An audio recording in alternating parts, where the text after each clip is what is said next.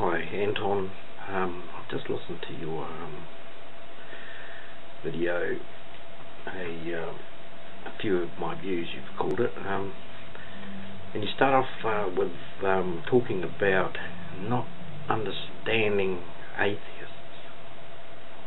You don't understand them. I listened to it, in a sense I agree with a lot of what you're trying to express here.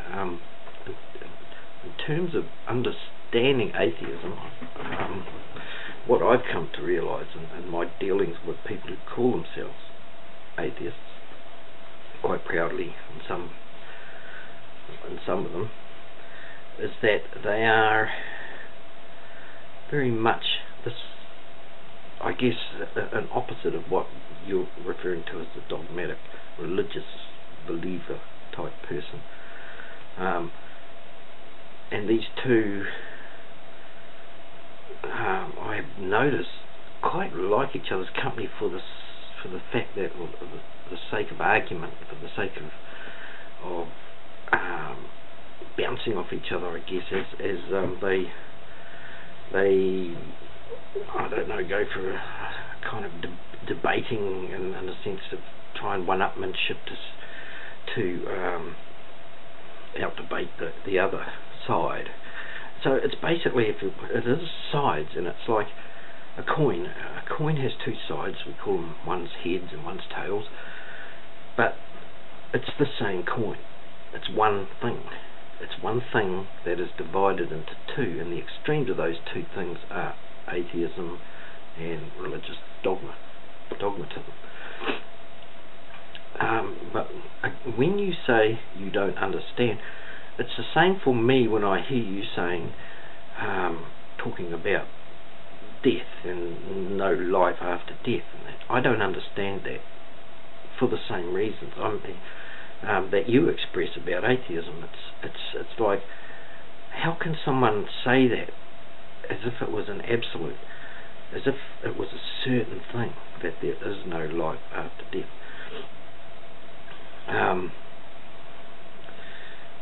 It could be argued, and it has been argued, and will continue to be argued, that there's no evidence to support life after death. And I see in this sense where you're coming from. While people are focused on the dress rehearsal, as you call it, they're not focused on they see this life as a dress rehearsal to one promise, one that's in their imagination, has become real and solidified and part of their belief systems. There is something on the other side, and more specifically, this is what that something is going to be. And their faith is, and their belief systems is focused on that. Therefore, they miss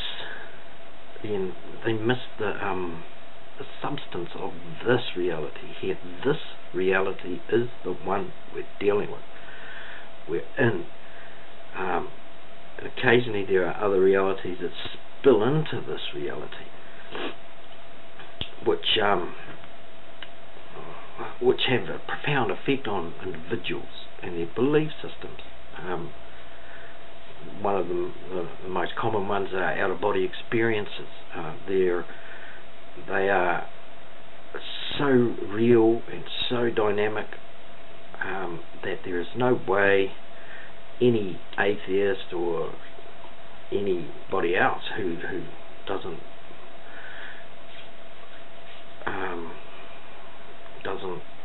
see that there's the possibility of life after death, or that it's all stories that have been made up over the eons to give substance and meaning to people's lives, when, as you say, there are plenty of ample opportunities in the now of this life, this physical life we're living, to find those meanings.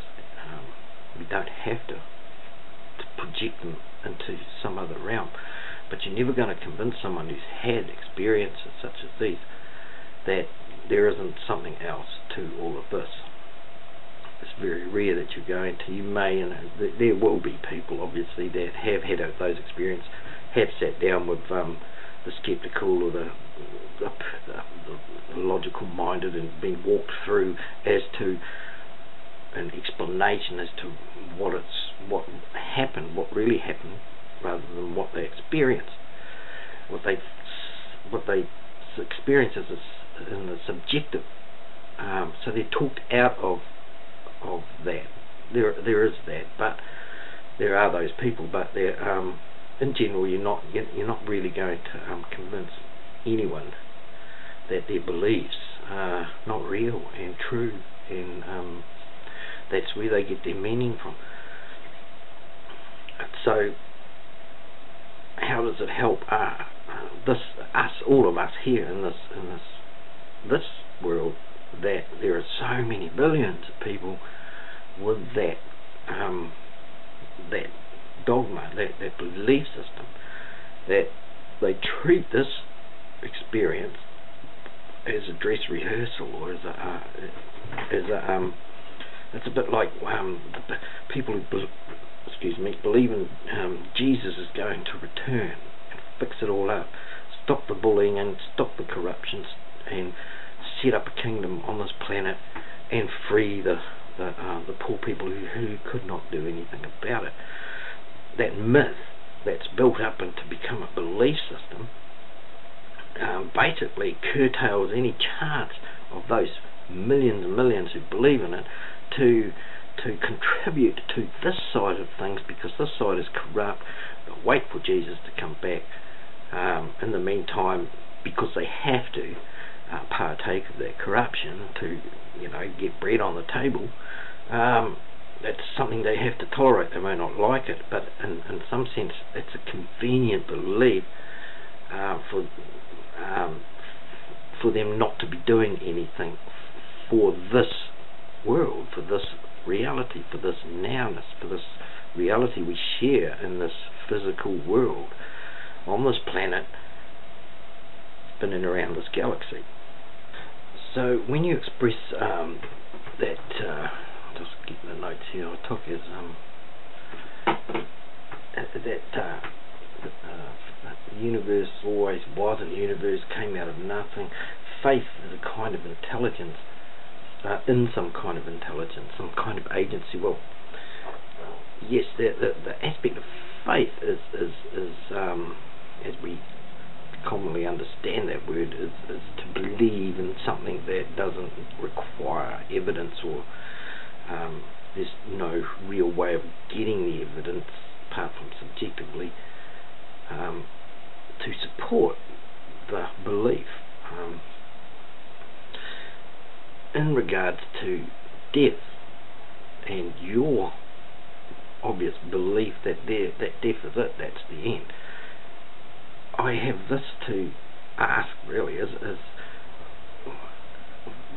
what evidence do you have to support that belief, or that understanding, which you can show me and anyone else, in order that we too can then say, yes, there's no more to this? Or are you just simply saying that your preference is not to go there because of perhaps a fear, or because it may interfere with the process that you're exploring here and the now, and to think that there could even be life after you die may have some detrimental effect on how you're living now. You don't want to have that effect. Perhaps you're saying that people who do have this belief system in the afterlife and stuff like that, because they're not focusing their energies and in their love and their commitment into this realm, but into some other fancy one, that is the sum total of what belief in an afterlife does to a person's psyche, does to their character and their personality. So therefore it's easier just to simply say no, not going to happen. Is it also perhaps that you're not looking that life after death sort of implies something of this continuation, or perhaps it's a reward even? So you don't want to be propelled by that carrot, as it were, that reward to do the right thing, because of this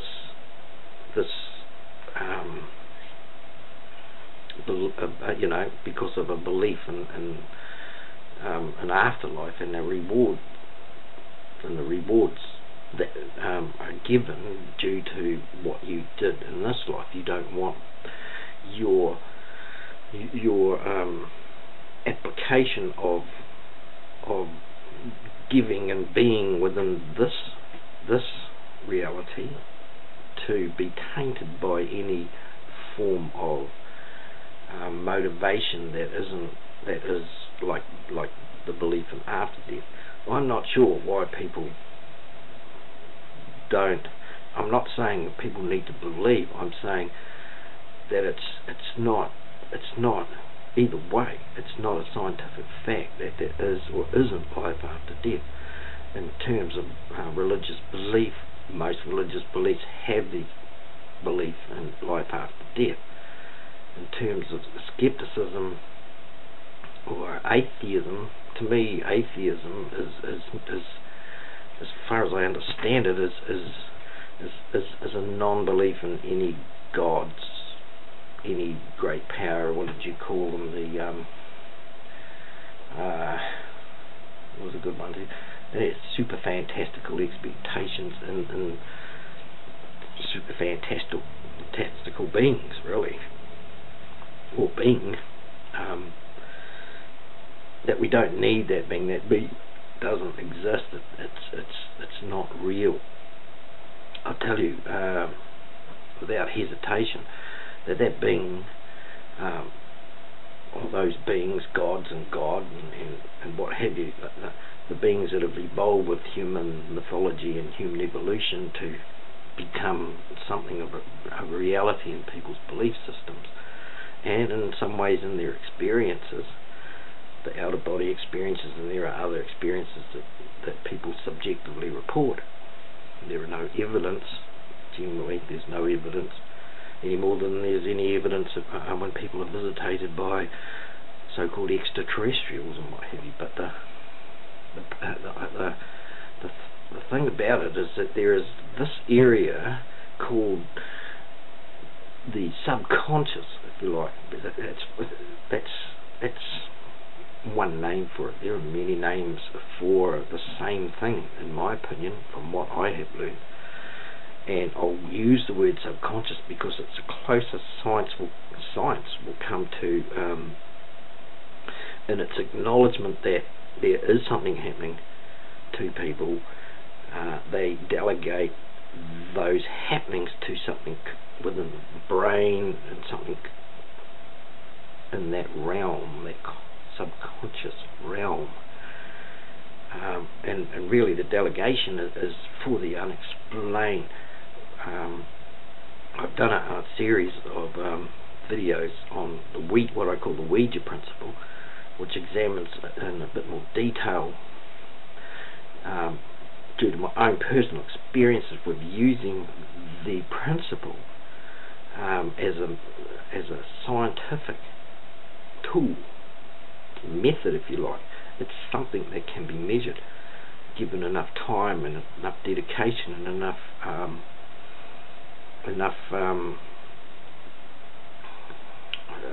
open-mindedness while involved in that communication, leads one to a specific, incontrovertible understanding that there is in fact something right in our faces, right within us, which is something more than this flesh and blood that we think we are, that we are intricately connected with, whether we wish to acknowledge it or not.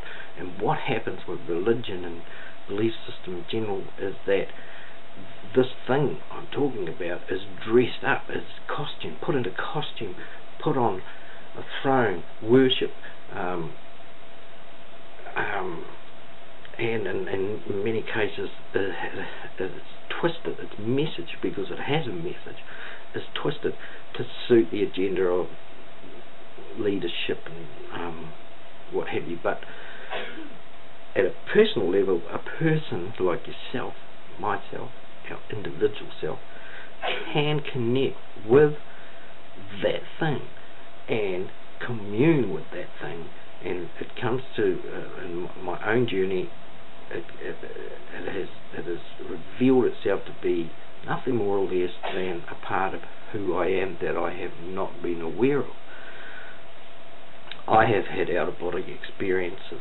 I've shared them in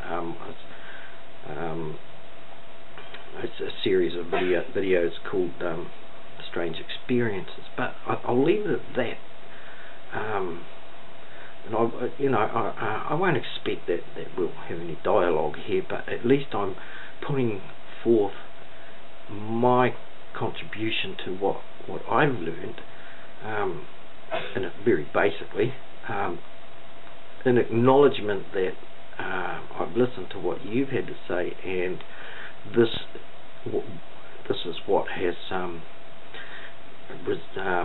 been manifested from me through listening to you. So I'm offering it back, whether we dialogue or not, whether you really do want to go deep or not. It's really up to you. And we'll leave it at that. Okay, thank you.